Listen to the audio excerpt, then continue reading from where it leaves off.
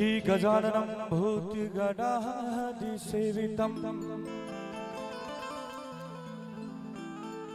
कपितथं जम्बू फलचारुभक्षणम्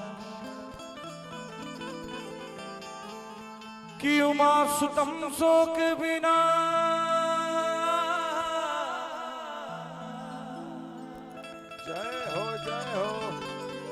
शिकारकम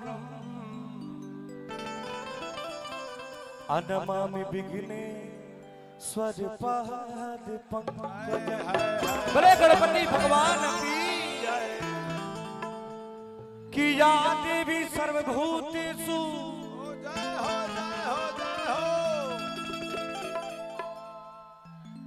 या देवी सर्वभूतेषु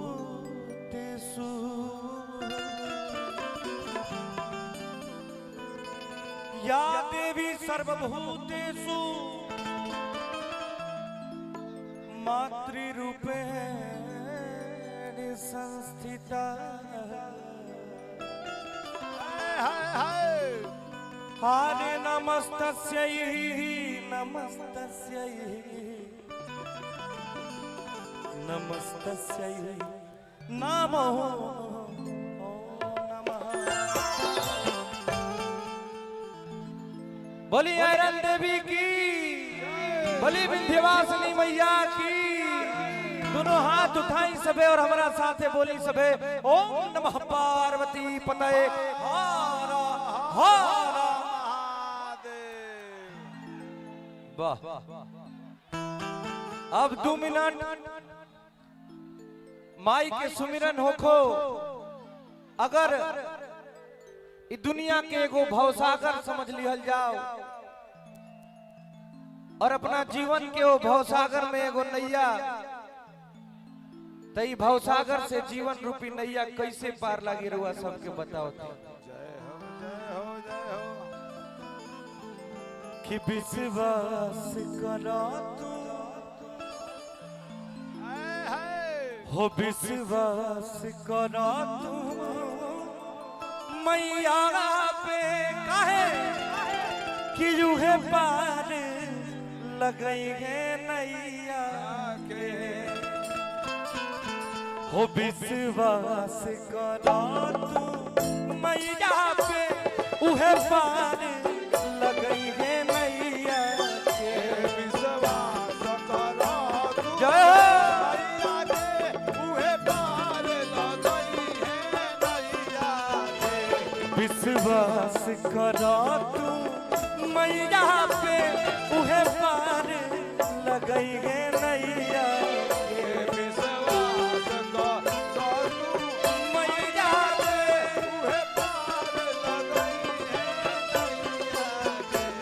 विश्वास करा तू मैया पे उहे पार लगई है नैया के।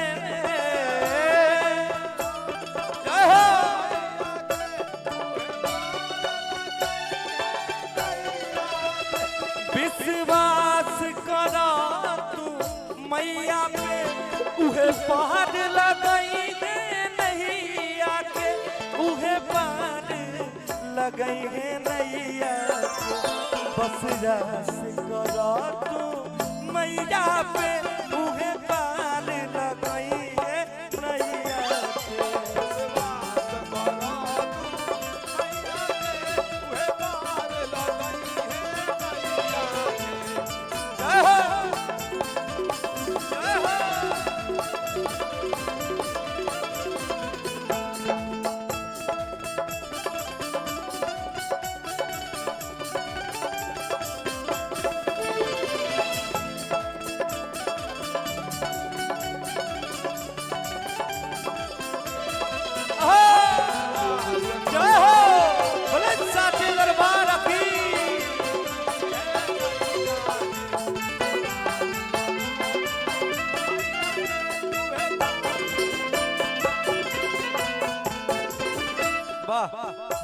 भैया भैया देखिए माई के सुमिरन हम स्थिति के नजाकत के समझत नहीं। और दू लाइन आज जेकर जन्मदिन है ओकरा खातिर होखे के चाहिए, होखे के चाहिए ना भैया। कि छोटी छोटी गैया छोटे छोटे ग्वार, कि छोटी छोटी गैया छोटे छोटे ग्वार, कि छोटो सुमेरो मदन गोपाल। बोलिए वृंदावन बिहारी लाल की।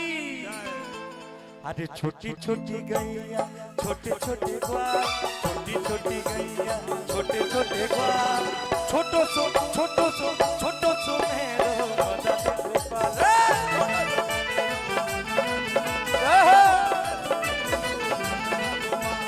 छोटी छोटी गैया छोटे छोटे ग्वाल, छोटो सो मेरो मदन गोपाल।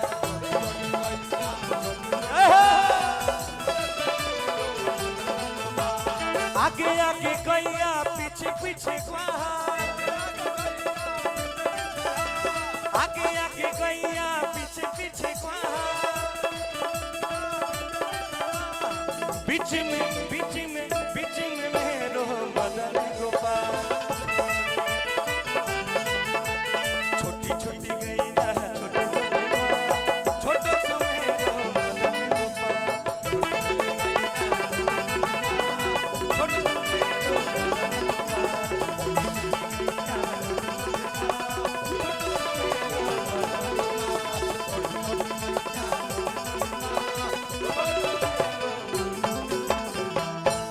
मदन गोपाल।